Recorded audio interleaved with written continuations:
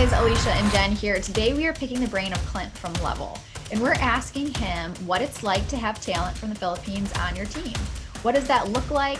How to do it, first steps, how to hire, all that fun stuff. So we've gotten this question a lot from you guys. So that's where it really prompted us to bring in one of the experts. Now, most of you know that we have talent from the Philippines on our team. It's been phenomenal. It's been a game changer for our business and our culture, and we absolutely love it. But with that comes a lot of questions, what to do with the different time zones, how to handle the different language barriers, if there are any. So we want to answer all of your common questions that you guys have been sending us and bring Clint in because he is the expert. And Clint is going to set us straight. So before we get started that, Clint, why don't you tell us a little bit about yourself and a little bit about Level? Yeah, so I have been working in real estate support now, and with virtual assistant or Filipinos for past 5-6 years. Ultimately, I started Level to help people that need to make a hire before their business would typically allow them to. A true hire that's part of their team. And so that's why we started Level the way it is. It's because we truly believe that these are true talented members that can be part of your team, that want to learn, grow, develop, and really make an impact in your business. So started running Level about 1.5 years, 2 years ago to help people make that next hire for their team. Get to know our guests during our rapid fire round. Tell us something weird about you. Everything. I found out when I was a child that I wasn't supposed to be born. My mom, tubes cut, tied, all that type of stuff. So really, wasn't supposed to be born, which was really kind of a cool thing to learn because it's given me a different appreciation on life. Tell us something that you've been wrong about lately. I'm wrong about a lot of things. I know Jen would disagree. She thinks I'm perfect. So I do a lot of reading. So I constantly am pulling things from those books. I'm just like, that's a different way of thinking about things. So I guess that's probably the best way that I can say it. Things like arguing doesn't help. There's no benefit to an argument. For me, I love arguing because I love that dialogue. I love that back and forth. And Jen and I, we argue all the time. All the time. About things. And it's ultimately, it's not arguing or debating for that sake, but it's arguing with somebody that isn't going to push the ball forward in any way. So Agreed. Arguing. Recent embarrassing moment. Goodness, this right here. Trying to think of a spot. Favorite animal? Ooh, I would hate to insult my dog right now, but I think a lemur. I love lemurs. I always have. That's a good one. That's a good one. I went to the Budapest Zoo a few years ago, and they have an entire house where lemurs jump all over you, and you just walk in, and they just land. I'm jealous. It was. He's like Budapest. Yeah, I'm enjoying now. Okay, last one. Favorite drink? Anything sweet, quite honestly. I have a big sweet tooth, and so I like things that are sweet, not like crazy sweet, like Kool-Aid with 90% mix and like 10% water, but like I love having a soda, a green tea with honey or something like that. That's my go-to, by the way. It's like a green tea. That's always a nice one. So let's dive right into it. Where are your people located? 100% of our people are located in the Philippines. In fact, I am the only person on our team that's actually physically here in America. There's virtual assistants across the world. Just because virtually, it doesn't mean that they're actually Philippines, though it's common in our industry is when you hear virtual assistant, Philippines is the most common place you hear that from. That is a very specific real estate thing, because if you say virtual assistant in another environment that isn't real estate, they do not assume it's a person from another country. Sure. It is a very real estate specific item. And the other piece, I think, where our businesses benefit from partnerships in the Philippines is that real estate, specifically service oriented real estate, right? Any sort of support, your profit margins are incredibly low. So I feel like it's a natural synergy in order to make everything balance out and really support additional hires as well. So I just wanted to bring that up because I know there's a lot more to what you think behind this than what you said, why you focused your business over there, know. Why specifically the Philippines? I mean, there's obviously so many other areas. So what makes the Philippines the best place? Yeah, and so a lot of people think that the kind of remote work community is massive in the Philippines. It's actually a very small percentage.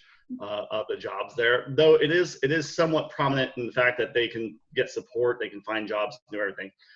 So one of the biggest things people look for when they're hiring somebody remotely is how well they can communicate. English is a second language there, and you would never know that. You can travel there, and I just did, and everybody speaks English, and very well. When they hire somebody remotely, can they speak English, can they communicate over email, and how that works out.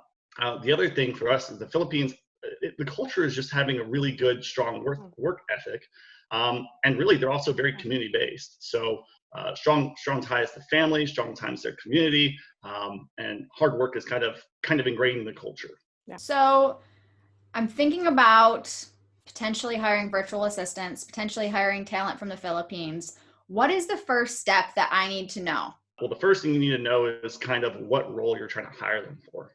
Because honestly, absolutely, I feel like our industry has gotten this, specifically, I'll say real estate, has gotten this thought process confused, where they think, oh, I can just go hire somebody and they'll take everything off my plate, and I'll just hand them stuff to do and they'll just do it. In fact, that's been taught by a lot of people, saying you should just go hire somebody for $2 an hour and they're miracle workers, they'll do anything. And ultimately, they're people. So if you're looking to hire, then you need to have a role.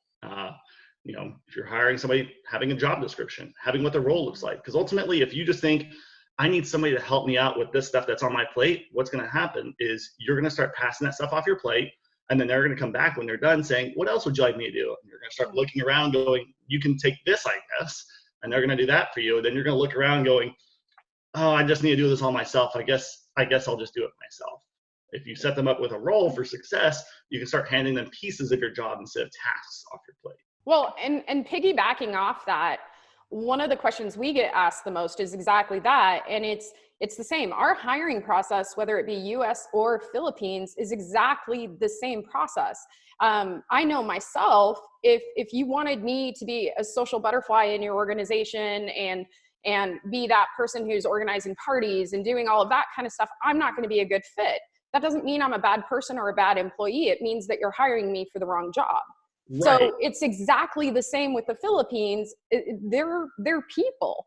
And so they have different skill sets and talents. And if you don't know what you're looking for, you could hire someone just like a US employee. You could get them in that role and they could fail.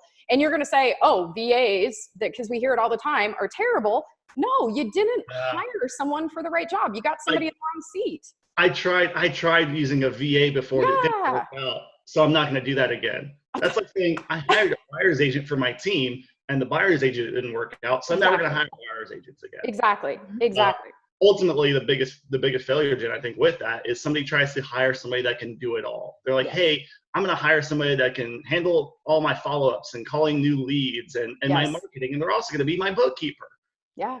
I mean, there's not really one person that can do all that stuff at a really high level. That really does all that type of stuff. That's going to be good. Nor this is a personality match even. Like, can I do marketing? Sure. Will it look like a 2-year-old created it? Yes. Yes. All day, every day. And that leads me into the next question we get all the time is what type of role can you hire a VA for? Oh my goodness. What type of role do you have? I mean, it's a remote person. If you don't need somebody to shake your hand or give you a high five, then typically you can hire somebody remotely. I think the stats these days are somewhere around 35% of all work here in the US has some sort of remote work from home or work away from it during the week component to it. Mm-hmm. You can tell that very easily by going to any coffee shop here in Austin at any time during the day and see how many people are working remotely. Absolutely. You work remotely, it doesn't matter if you're down the street or across the world, it's just a really long road. A very heated question that obviously there's a lot of debate about, and I want to get your minds on it, is hiring talent from the Philippines, taking away jobs from people in the States, and hourly wages. Is it humanitarian? And go. Yeah, I love that. Because I love this question. I had somebody tell me that the other day, saying, you're un-American for taking work away from Americans. Yep. So this is the way I look at it. Say you're a solo agent and you're doing well. So you're making, let's say 100, maybe 120 a year from a good solo agent. Okay, now go hire a $40,000 assistant. See if that works. typically you can't afford that yet. It doesn't fit the model, and the model's been written to show you that that's not when you should hire somebody. You should wait. Well, it's really hard to get to that next level by doing everything yourself. So you're in $100,000, you hire somebody that's overseas, somebody you can afford. Now they're helping grow your business. You make more. Now you're actually helping out more people. You're helping out them. You're helping out more clients. And now if you need somebody that sits next to you to help you run your signs, lock boxes, order your lunch, whatever it may be, if you need somebody sitting next to you, now you actually have the funds available to do so. So I don't see this as you're taking jobs away. I see this as you create more opportunities for people. Well, and I love that you say that, because we get hit with that all the time, because we are truly, our company is a little bit different than yours in that we are truly a hybrid of US and PH employees. And we have someone from the Philippines who's on our leadership team. He is over US employees. He has 17 years of experience in management over there. He's incredibly qualified and he does an amazing job, just like any other person. I hired him on his merits, not on his location. The service industry in real estate is incredibly low with profit margins, and there's a ceiling to how much you can charge. So I have to work within that. And in order for our company to grow, just like that buyer's agent you were talking about, I have to pay attention to the profit margins. I have to pay attention to the health of the organization. So I need to have that balance in order to be able to hire more folks from the US, and I don't think people see that, because they do see it as taking away work, but being brutally honest, nobody is going to work for that same amount in the US. It doesn't work out. Yeah. And Alicia, your other question was, was wrong, like paying them and making sure that's right. Well, here's the thing.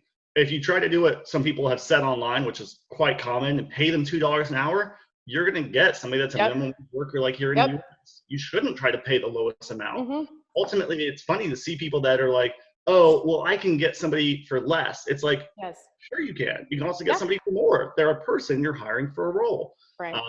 Ultimately, you hire a person for their worth. We pay our people very competitively in the market because we know we need talent and we know we need them to stay along. If you pay somebody $2 an hour, don't expect them to stay with you for that long, because they're probably going to look for their next opportunity with somebody that'll pay them more. Right. And at the same time, we've got people on our leadership team like Jen that would have salaries comparable to here in the US. Yes. Like we pay them what they're worth, not what not what we're trying to get to the cheapest value. We're paying them for what the value they're bringing to our company. Well, and this argument always frustrates me, because you never hear people raging against the machine if you hire somebody from, let's say, Alaska is one of the most expensive states to live in. We have a very high cost of living, which means for the average executive assistant, you're going to be paying between $40,000 and $60,000. There's a lot of executive assistants, specifically in real estate, making $75,000 and up. So that's different than if I go to maybe Alabama, right? I could potentially get someone for $30,000. You don't hear people complaining that that's inhuman. It's a different cost of living. So in the Philippines, they have a different cost of living. So yes, don't underpay them just like you wouldn't a US person, but at the same point, understand the culture and the cost of living so that you can have a competitive wage and one that supports them. It's so interesting. You mentioned, you make that US comparison. Jen, it would be like if I had somebody working for me in a cheaper economy than Austin. Let's say, I'm just going to use San Antonio. San Antonio has a lower cost of living. It's right down the street. If I were to hire somebody there, I could pay less. But at the same time, I wouldn't look at that on my P&L and go, I'm spending, $35,000 a year in San Antonio. Ooh, or I could go hire somebody in remote part of US and pay them $30,000. I'm going to go save $5,000 by doing that. Yeah. That's what people do all the time is they go, I can get it cheaper here. What am I paying this person for? Yeah. Not realizing that what you're doing is you're firing somebody to go hire somebody for less. Well, and what's so interesting about that is one of the key phrases or catchphrases, whatever you want to call it, that we hear all the time in real estate is hire talent, hire talent, hire talent, right? But then we quantify it by hire talent as long as it's 30,000 and below. Hire talent is, and I'm going, how do those two things work together? Right? And I understand the profitability and the infrastructure of a company. And yet, if you hire talent will produce and the money starts taking care of itself. You have to pay attention to that ROI, and you have to make sure you're hiring the right talent at the right time for your company, which is where a Filipino hire can be a real benefit. Is just like you said, if you're not ready for, you know, $40,000-$60,000 a year, you have options. I'm a true believer that every position you hire for needs to pay for themselves. Absolutely. They need Absolutely. to pay for themselves. This is just a way for that person to be able to pay for themselves a lot easier. Absolutely. So what is that cost difference? I mean, I know a lot of people are probably asking at this point in our conversation, what is the cost difference between hiring a similar role? Obviously different roles bring in different salaries, but a similar role to the United States, what does that look like? We found on average it's between 4 and 6 times less expensive to hire somebody in the Philippines. And that's because obviously if you're hiring somebody even remotely in the US, there's just the wage difference. If you're hiring somebody to sit in an office with you, then you've got extra costs right there. With that said, another hot topic is if I were to call up someone that works in the Philippines that works for a United States company and I said, hey, guess what? If they were to hire an American in their city, they'd be making 40 grand and you're only making what, XYZ. How does that make them feel? I mean, is there any sort of any grudges, any sort of hot topic on their end where they're going, wow, I can't believe we're getting paid so much less than an American doing the same job? Well, I'll tell you this, like Jen mentioned, hiring on the low end might be $40,000. Try to find that person in California. I know pretty good people that are working, let's say like an executive administrator role, for 100 grand. And it's because of their location. It's because of the cost of living. It's because of all those things. And I wouldn't blink twice because, that's the rationale is, hey, do you want to make that much? Come move here. It'll actually get you less. 100,000 in Austin versus, 70K in San Antonio are equivalent. On our marketing team, we've got people in Germany and Canada and Austria and England and South Carolina, Illinois, Michigan. I mean, it's everywhere, right? So even just looking at minimum wages in different states, it's just different. Cost of living's different. I mean, in South Carolina, you can buy a 5-bedroom, really nice house for 200 grand. In Calgary, you're looking at 800 grand for the same. But that's a hot question that I know I've seen a lot, especially on social media, is, well, how do they feel about that? And we talk to ours about it. I mean, we let them know, hey, your value is of this person type here. And we're transparent. They know our prices. They know how much we charge clients. They know how much we pay them. There's reasons and benefits that they want to work with us versus working on their own or anything else. There's nothing to be taken advantage of when you're caring about the person and protecting them and you're ultimately looking at their best interests. That's where the value comes in. It's not about the ultimate end dollar game for everybody. Absolutely. I think money has a big importance in our lives and our worlds. And ultimately, every job I've ever left, I've left for a better opportunity where I felt I could make a bigger impact. And I've left for less money than I was making. Yep. Well, and one thing that both of you said that I think was kind of glossed over a little bit, we talk to our teams, right? And that's the thing that I hear all the time is when people have that question on social media. First of all, the question is, do you have someone from another country working for you? Okay, so if the answer is no, you're not having that conversation. The second piece is if you are, why aren't you having that conversation? Here's the thing, you're not pulling anything over on them. They know where they live. They know their cost of living versus the US. That's why they're applying for a US job. They understand this. And so if you're just open and honest about it, it's not that hard to figure out the conversion from US dollar to pesos. There's ways to do it. And as long as you approach it in a very open and honest and transparent manner, you don't have issues. I mean, we're providing opportunity for someone that otherwise may not get a job. And in a lot of cases, US companies provide benefits that a lot of PH companies don't. So, I know we give crazy amounts of vacation and sick time. They can be with their families. We are very family forward. We want to make sure that they can go to a soccer game. They can do these things. I know you're the same way, so it's a really great opportunity compared to sitting in traffic for 3 hours commuting. And I see this question quite a bit too, which always surprises me because it's never really crossed my mind, although I've seen it. In the Philippines, weather. How often does power outages, does internet outage affect if they can show up virtually to work? That's the exact same question. Change the word Philippines to the US. Thank you. Honestly, I didn't know how much stuff you deal with, Jen, in Alaska, until I saw the webinar where you had an earthquake going on in the background. Yeah. Yeah. The Philippines is a big country, so a lot of big islands, and it depends on the area. Ultimately, there are different parts of the country that are impacted more often than others.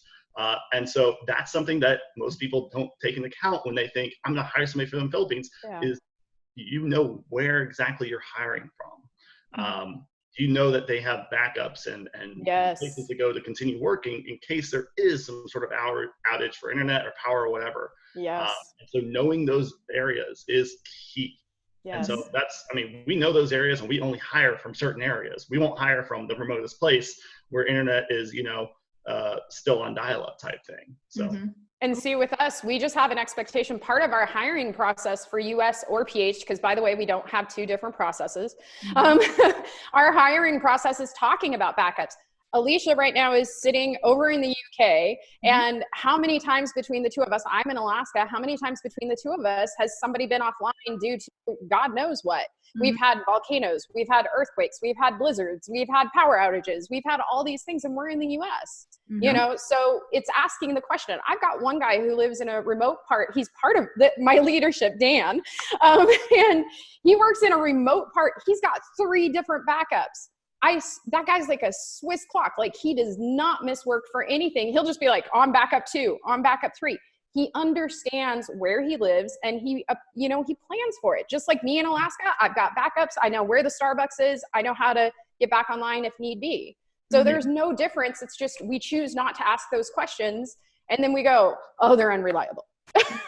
Well, it's funny because I can't remember what week it was, but in the last year, I remember there was one week that stood out to me really in particular. And it was the week where one of our team members that lives in the Philippines I can't remember if it was a hurricane or something along the lines of everything was flooding like crazy.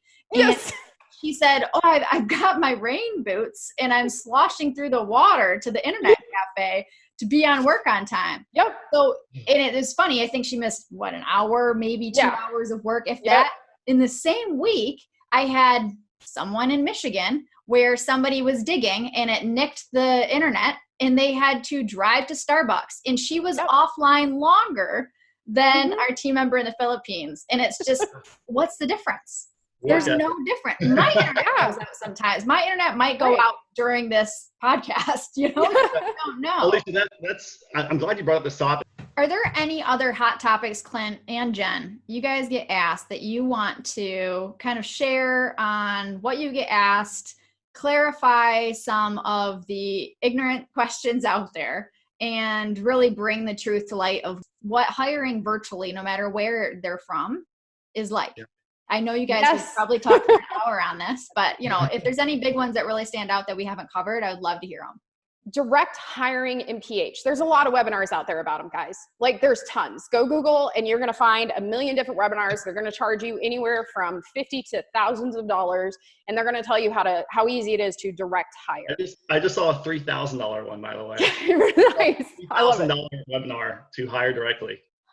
I love it. I hear this all the time. This is what I'm going to tell you. If I had the opportunity to redo REbox, if I went back in time, there is no reason, no way, nothing that would make me do a direct hire. You guys, you're hiring in a different country. You're dealing with different tax situations. You're dealing with a different government. You're dealing with a different culture. Everything is different. Just learning, like what Clint was saying, I know the different areas and the commute times.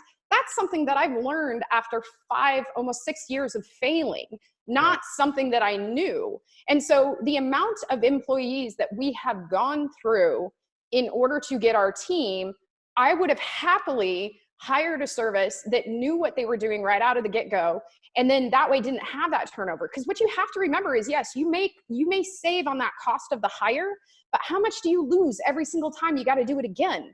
Yeah, the people don't take into account the upfront cost of their own time, and usually it's about 40 to 80 hours, where we calculate that to be anywhere from $2,000 to $8,000, depending on our average client's price point. So $2,000 to $8,000 upfront to hire somebody, and ultimately there's no guarantee if you're trying to pay that, like these webinars are teaching you, $300 a month type thing. that that person's going to stay with you. So Yeah. ultimately, you're not saving in the long run. You're just using your time. Yeah. I mean, the other things that people don't think about are, oh, well, I'll have them sign this agreement with me. Your agreement means nothing unless you have a company in both places, because Yes. they're not going to come to the U.S. if you try to hold them to your agreement. Yeah. You don't know who you're hiring. If you can't do a background check, then you can't, you don't know exactly who this person really is, if they are who they say they are.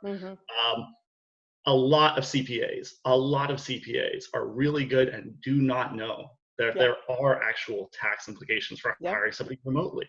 That's US or overseas. Especially overseas, there's different things that you need to be aware of that most CPAs aren't aware of, because they don't deal with that type of stuff on a regular basis. So there are tax forms that you need to have filled out, and most people don't.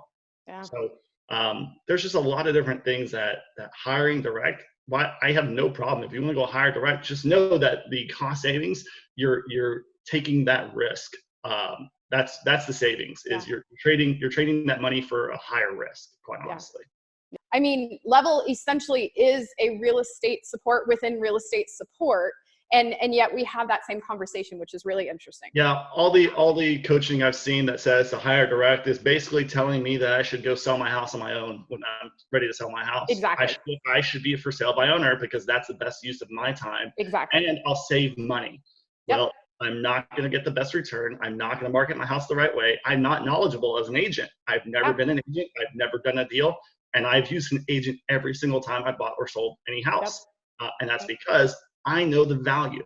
And I'm not a for sale by owner for that exact reason. I'm not going to go try to save 3% to be a for sale by owner when I know that there's somebody that can do it better, faster, stronger than I can. Yep. And by the way, for those of you listening that are a TC or admin, this applies to you too, because when we go to agents, can an agent run their file? Absolutely. Can an agent get paid? Absolutely. Can they do it at the level that we do it because we are the professionals? The answer is no. And I think that's what people have to understand. Stepping over dollars to pick up pennies. Absolutely. Absolutely. And being honest, when Alicia and I built REbox, we didn't even think about the fact that we were doing something different. And we hired folks from the Philippines, and initially they were assistants because we had transaction coordinators. We were looking for leverage for them because they needed to be able to do more. And so we hired people very specifically for specific tasks. We had a job description, we had everything else, and we said, these are going to help. As those folks stayed with REbox, they grew and they wanted different challenges and they wanted to do something else. And so we were like, awesome, we're going to promote you. We had no idea that we were doing something unusual or controversial. It was just, this was an excellent employee who had proven themselves and deserved an opportunity at something different. And the funny part about it is when we did start putting folks from the Philippines on our email signatures, we had some pushback. We had pushback not only from the agents, but we also had pushback, and this shocked me, from the admin community. And that was so fascinating to me because as an admin, we advocate and we talk all the time about working hard in order to get a reward.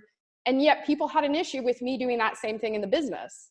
It was really fascinating. You and I talked about this recently. And there are a lot of people that have hired people in the Philippines that treat them like true employees, like family members, like really, really integrated part of their teams. How many times have you gone to one of these people's websites or their Facebook page where they show a picture of their entire team and all of those people are missing? Why? All the time. I cannot understand why that is. If this person is part of your team, why does it matter where they live? Right. And we get that question all the time. We get the question of, when I talk about Dan specifically, because he is on my leadership team, which is funny because half of our team is from the Philippines, and yet poor Dan becomes the REbox ambassador. Dan, deserves it. Poor Dan. People ask all the time, do you allow him? And they say really hurtful things, you guys. Do you allow him to talk to clients? Yeah. He's part of my leadership team.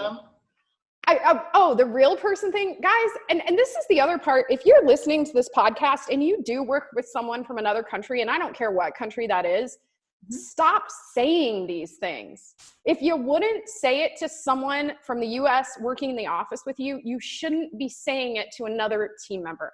Period. End of story. it hurts their feelings. And I promise I'm gonna get a lot of comments saying, my VA doesn't mind. Your VA doesn't mind because they're getting a paycheck. But be a good human. Honestly, VA, the term VA, we use it only for the fact that it's something that's known. And ultimately, it's not a title. If you Google it, you will find the Google Home. You'll find Alexa. You'll find those type of things. Those are virtual assistants. Right. These are people. These are people. These are team members. These are their names. Job titles. Yeah. Alicia was saying, we have people all over the country, or all over the world, excuse me. You don't sit there and say, my Colorado, or like Alicia was saying, my German team member. You know, we don't refer to folks like that. And yet for Filipinos, we've adopted this style of communication that is really hurtful. Yeah, I want to bring up something that I'm guessing you thought I probably wouldn't, which is, when does it make more sense to hire somebody in-house? No, love this question. Versus remotely. Yeah, And I absolutely. know we talked earlier saying, yeah, it's anything that you need to high five with. But at the same time, there are drawbacks to hiring somebody remotely, regardless of where you hire them. So what are some of the drawbacks of hiring somebody remotely, regardless of where they live? I was going to say, I think it's just the remote issues, right? And that is the thing. I mean, we have clients that we recommend hire someone in-house that are clients of REbox, because if you want someone like someone that you can literally go to and touch, because you have to remember there's a social aspect to any sort of team, right? And there are folks that they want, that social aspect is incredibly important to them. They need to be able to walk into the office in the morning and say, hey, how are the kids? How's the dog? How's the frog? You know, what's going on in your life? You can say that to us either on phone, text, or email, but no, we're not sitting in your office. So that's the first part, is that you want to create the world that you want to live in. And so if you want to have that kind of social aspect, we're not going to be the right fit. The other pieces are just the, you know, what do you want them doing? If you want somebody to go out and you know, drop off your lockbox or pick up a sign or anything, it's not going to work for a remote employee. Now we can use a career service or something like that. But if that's something that you want somebody to be able to drop everything and go do something, or change the toner in your copier or whatever, obviously we're not it. So, but that's not specific to any country. That's specific to remote work. Yeah, specifically remote work. The other thing I see is training. Yeah, absolutely. You have to be more intentional with your training. Absolutely. When somebody sits right next to you, they start learning about you and everything that you do by how you talk, how you act, how you have your meetings, how you're communicating on the phone. They hear that. When you hire somebody remotely, you have to be intentional about your training. Absolutely. And there are ways to make that super easy. Like it's not an 80-hour a week to train somebody up that works remotely. It's being very intentional about the things that you're training, the things that you pass off to them, and having those times where you're actually investing in them. Because too many times people, I'd say, when they hire in the Philippines, they expect them just to already be good at everything. Absolutely. And start passing things off without training. Training doesn't need to take 80 hours a week. It's as simple as having a Zoom meeting like this that's recorded, where you're training somebody. Most importantly, telling them why you're doing everything you do, not just what you're doing. Making the mistakes that you make, having them follow along, having them try it out while you watch. I do, we do, they do. And then also having them take the recording video that they could now use whenever they need to reference it, and create your training manual, create your operations guide. That just kind of helps them more understand the process. And also, now you've got a recorded video, now you've got a training manual. Your next hire has materials for you to train with. You don't typically do that when you have somebody sitting right next to you. You record that, so if that person leaves, or if you hire a second person, you start over. When you hire somebody remotely, you're very intentional in that training, but you don't do it again. Well, and piggybacking off that, I will say, if you hire someone remotely, understand you are now by definition creating a virtual environment. Be serious about that. If you were going to go move into an office building, for example, you would want to know, where are the bathrooms? What's the code to the door? How do I, where's the front desk? You would take the time to figure out how to work in that environment. And yet in the virtual world, we go, oh, we have this virtual person, and that's as much thought as we put into it. Having a virtual company, and even if it's a partial virtual company, takes work. We have our Christmas party online. We're not going to have a Christmas party in the US and a Christmas party in PH, because we have people everywhere. So we have our Christmas party online. We have our team meetings online. We have our one-on-ones online. we are a virtual company. And one of the things we did wrong in the beginning, and Alicia and I talked about this, is that we fought that. So it was like, for the first few years, it was okay, great. In Alaska, we're going to do this. And in the Philippines, we're going to do this. And in Colorado, we're going to do this. And in the UK, we're going to do this. But then we're not a team. And so we really had to embrace the concept of creating a virtual company and dive into that. That leads into, within the virtual community, in creating a culture. And even if you have in-house and you have virtual, if you have kind of a combo company, how do you create that really strong culture where everyone feels connected, and no matter where those virtual assistants or VAs or whatever you want to call them are, they don't feel like second-class citizens to the people that you may have in the office? How do you create that? Yeah, we've been very intentional about creating culture. The biggest thing by far for any employee you ever hire is communication. Absolutely. And setting a cadence for communication company-wide. Think about it this way. So I've worked remotely before for companies. If I went 3, 4, 5, 6, 7, 8, 9 days without hearing from my boss, guess what the things that are going to be running through my head? What's going on at the company? What are they thinking about me? Are they thinking about getting rid of me? What is happening? It's those type of thoughts that come to you when you're just not hearing that communication. So first and foremost, set a cadence for communication.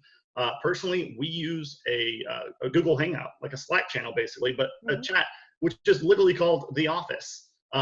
Because that is our office building. Yeah. Every single person in my company works from home, including myself. And so we set up that office, and that we know, hey, when you walk into the office, what do? You say hello. Yeah. When you leave the office, you say goodbye. And everybody does that. And I mentally, every single time somebody says goodbye, I mentally envision them walking out the door for the day, or them heading to lunch, or whatever it may be. Setting up some sort of communication for everyone. So there's a lot of different tools out there. One of the coolest ones is it's paid. The paid version is better, of Facebook Workplace, which is not Facebook, but it mimics Facebook solely for work. So it's completely separate from Facebook, but you can have your groups, you can have your live videos, you can have your chat, your calls. And so anybody that has, internal, external employees, anything like that, that type of resource, or any sort of system where you can have virtual culture like that, is huge, because that way they get engaged. What that does for your company is allows cross-team collaboration as well. Yes. When you have people from the same departments that are able to hop in, and you can do this in Slack too. I like using Facebook or Facebook Workplace, because it's a little more personal. There's a ton out there. Microsoft has one, but it allows people to hop on. At a previous company, we found leaders that way, because they would actually go on Facebook Live, which is, again, private to the company, and watch, talk to people and do training tips, or do live calls, or script practice, or role plays. And they would just start doing that to help out other people in the company, which helped out them for their skills, and it showcased them as a leader. And that's how we kind of noticed, hey, this person's really stepping up to help everybody out, even if they're not even in that local market. They're doing that from another person. That person became a leader within a year or two in the company. It's funny you say that, actually, Clint, because we've had the exact same thing happen, and it's completely unintentional. It's not something I expected. But in the last year, all of the leaders that have moved into leadership positions weren't necessarily who we thought were going to move into leadership positions. And the reason they did was purely based off of team communication. Yeah. And our leaders that are currently in position said, hey, so-and-so is really stepping it up. Look at all these neat things they're sharing. Look at all this and that and all this interest. And we go, oh my gosh, this person has more of a fit for this role than maybe another person that we initially thought about. So I find that really interesting. Yeah, you'll notice this if you're a member of any sort of community Facebook page, by the way, is you'll instantly see the people that are constantly asking questions, probing questions, or giving advice, and you'll recognize those names. It's so funny. Just got back from a conference where you see the people that they've elected themselves as leaders based on how they contribute and how they show up, and people seem to know them. Yeah. And they are, nobody ever came out and said, I'm a leader, I'm the best in this, and everything like that. They came from contribution. They helped out. They built that culture. It's the exact same way watch what people do online and mimic that in your company. We have an Audible account for the team. There, we use the credits. We vote on which books we're gonna listen to. We have book clubs. You know, it's genuinely just like an office. You know, we're posting funny pictures of moose if you're in Alaska, or 80-degree weather if you're in Colorado, or the beaches if you're in the Philippines. You know, it's that sort of culture. It's not just work. There's so much more to a company than just, did you get your job done today? Yeah. You know, it's, oh, your kiddo's sick. How are you feeling? That's really tough, you know? And as a leader, because I loved when you said, if you didn't hear from your boss for 9 days, I do think in a virtual environment as a leader, whether you're in management or you're the owner of the company, it's so easy to forget about that, right? Because they're not in front of you. So you don't see that really sad face and go, oh, you don't look so great. Are you okay? You have to be intentional about saying, hey, Clint, how are you today? You know? Yeah. Like, you have to be focused on that. Clint, tell us a little bit about the Philippines. What's it like? I've got a couple of friends from the Philippines. I've never been personally, so fill us in. I love it. So I got a chance to go over there, and I spent a few weeks hopping around from place to place to kind of learn more about the culture, learn more about the people. The people there are some of my favorite people on earth. And Jen, I don't even know if I told you this. So because of traffic and everything else, it can take an hour to two each way for something that would normally take, 15 minutes. Yeah. And so I had to get back closer to the airport. And so I decided just to take an Uber to do so versus, hanging out with some of my staff. And so I was riding the Uber, just chatting with my Uber driver. He was a real nice guy. And ultimately he was, asked me about things. It started to get lunchtime, and he was like, if you're hungry or anything, we can stop if you need food or anything like that. I was like, actually, I am hungry. And I was like, what do you recommend? So he started giving me places that he recommends. Well, we just kept talking. We were having such a good time. He took me to the place. We actually went to basically a seafood market. So we actually went, picked out a bunch of different types of seafood, took it to a restaurant where they actually cook it, season it, do everything. And him and I had lunch together. I love it. Him and I had a great lunch together because it was just such an awesome culture. And I found that with so many different people that I met. Yeah. So many people I interacted with were just super nice. They were super hospitable, super great people. The culture is amazing. The food is outstanding. Oh my goodness. One of my favorites. And I try to cook it at home. My friends have shared a couple recipes with me, and I butcher them every time. I get the flavors okay, but even just trying to roll things really tightly, I haven't quite nailed that down. They'd be so embarrassed if I shared photos of this. But I was telling people, when I get back to Austin, the first thing I'm going to do is try to find, see if there's a Filipino restaurant here. Yeah. Without even trying, the first day I was back, I drove 5 minutes down the road and looked to my right, and I go, there's one right there from my house, and it's awesome. And that's something that we all inherently do. Learn about your employees, guys. I don't care if they're in the UK or where were you with all the adorable hedgehogs? Because that was way too much fun. I don't care. There you go. I don't care where they're at, but learn about their culture. Learn about who they are. We teach each other slang. So our team teaches us Tagalog. We teach them US slang. It's fun, I mean, why wouldn't you? One thing I'll say on this topic too is, and it's a mindset that we really changed, especially on the marketing side, on the marketing team, was when we first started, because so many people were kind of skeptical with the fact that we were all over the world. I felt this very weird feeling that I go, well, do I need to not really portray the fact that we're all around the world? Do I not tell people this? Is this not a good thing? What's going on here? Well, there's two things that immediately changed my mind on this, and then I've supported it ever since. Is one, we are able to produce the level of items that we produce because we're around the world. Yes. I pull so much inspiration from my travels. Yes. I mean, and my entire team does. Having someone in Germany and having someone in England and having someone in Michigan and South Carolina all work on a particular marketing piece is so powerful. Mm-hmm. I mean, I've been to more design conferences in Europe and the UK than I have stateside. And I get to bring all that back to our stateside customers and be able to infuse some of these really cool things into their design and their marketing. And that's really important. The other part of that is being able to support people that need to work virtually.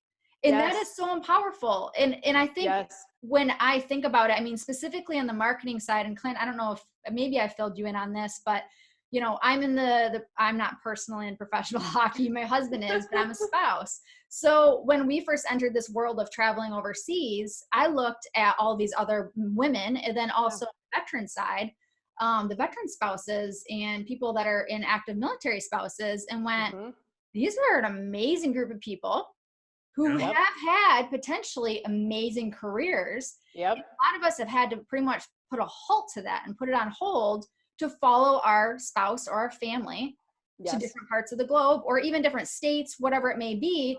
How can we support them? And so that's been a big mission on the marketing side, is we support people that need this. I mean, we have some amazing talent that I would honestly never be able to afford to have on our team, particularly because we offer the position virtually. So they can travel with their husbands, they can travel with their partners and further their career. When realistically, if they were stateside, they'd be working for, you know, a top Forbes company because they could be stationary.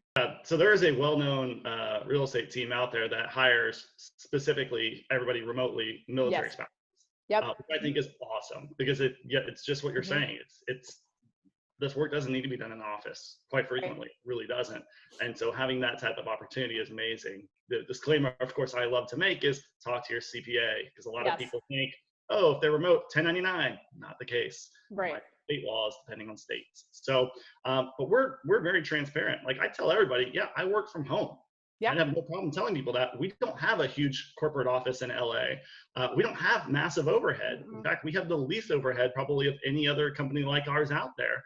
And it's for a reason. It's because we're trying to fulfill a mission here, not to trying to make a crap ton of money. I think one thing, first of all, y'all are speaking my love language, because you keep saying opportunity. And I think that's the key, right? There's this incredible article that I believe Zendesk, I think it was from Zendesk. It was Dropbox for Zendesk, but they were talking about the fact that we are a global economy at this point. And by limiting yourself to only one type of employee, it's essentially like saying, I won't hire anybody outside of Alaska. You know, you're missing so much opportunity. And guys, here's the thing about being a business owner, you get to decide how you want to run your business. So, and I never understand all the comments and everything else about, no, you can't do that, and you're anti this and you're anti, why do you care? The way Clint runs his business is the way he wants to run it. If you only want to hire people in Alaska, or only want to hire people in a specific state, go to crazy town. We're not trying to convince you. What we're trying to say is that if you choose to create opportunity outside of your back door, this is an amazing way to do it. We've changed people's lives by offering them amazing employment. The stories I hear, because we now have people that have been with us for 5 years, and the stories we hear of how this opportunity has not only changed REbox and shaped it, but also changed their lives. And that doesn't even talk about the US people. I was that person that went back to work a week or two after my daughters were born. I heard about their first steps and their first words from the babysitter. I get to offer that opportunity to never miss those types of things to my employees. So not only am I transparent about it, I'm proud. You know, I want to shout it from the rooftops. Yes, we are a global company, and we are so incredibly proud of that. And we're also virtual. And if you don't like it, that's okay. Don't use us. You know, we help people save 2 to 4 hours of their day not sitting in traffic. I love that. I mean, their families, their kids, you know, take them to school, pick them up later on. We get that flexibility. So Clint, tell us and tell our listeners how to contact you, where to reach out if they want to talk a little bit more about hiring you guys. Easiest way of obviously is check out our website, which is asklevel.com. Or you can email me, clint@asklevel.com. I'm always happy to chat. The biggest thing is we're very transparent in everything we do. Any question you might ask me is probably already listed with the answer on our website, because we want people to know this is how we operate. We don't mind if somebody else sees it, somebody else does it. We know ultimately that it's better to do it with us than without. We also don't have hard sales. So if you call me and I don't feel that if I don't feel that hiring somebody remotely is the right fit for you, or remotely in the Philippines is the right fit for you, I'll be the first to tell you. Awesome. Well, thanks for joining us, Clint. We so loved having you on board. Thanks, Jen, again. Appreciate it. Thanks, guys.